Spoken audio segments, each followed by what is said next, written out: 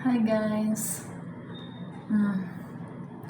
Nako kuan ron. Sogo Hotel, Cagayan.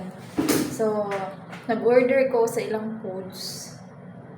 Okay, naman din sila social kay sila kay pwede man din ka mag-order kuan sa ila kay naman sila kuan kanang galuto sila foods sa mga ga-check-in diri. So kung gutomon ka, pwede ra ka mag-order sa ila, magtawag lang ka sa ilahang phone, sa telepon, tapos naman sila yung menu. Mao ni akong gi-order, so magpiling dato. Piling dato na sad ang lakonsera. Mao ni akong gi-order. Nga. Kani siya is 100 pesos and with iced tea na siya.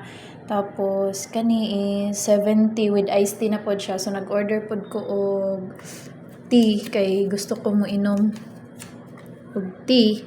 Wala ko kabalo unsa una ko paghurot ning duha ka iced tea. Basta kay nag-order kog duha ka tea kay naglabad akong ulo gikan pa kog butuan. Almost 6 hours ang biyahe nako. So napakoy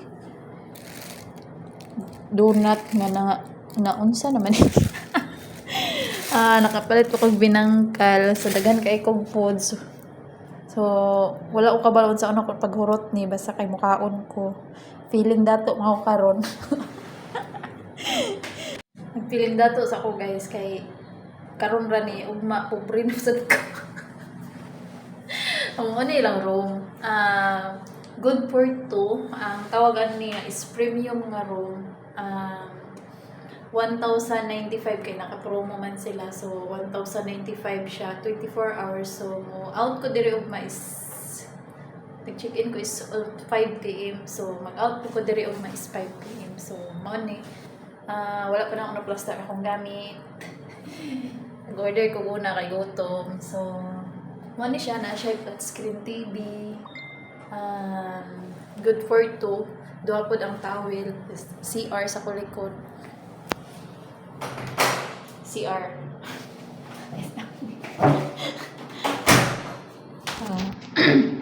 So kung mani mo Cagayan, nindot siya check-inan kung gusto mo ka ng medyo hinlo nga hotel nga medyo affordable pod siya. Pwede mo diri mag-check-in sa Sogo. Mara to, kaon sa to, bye-bye.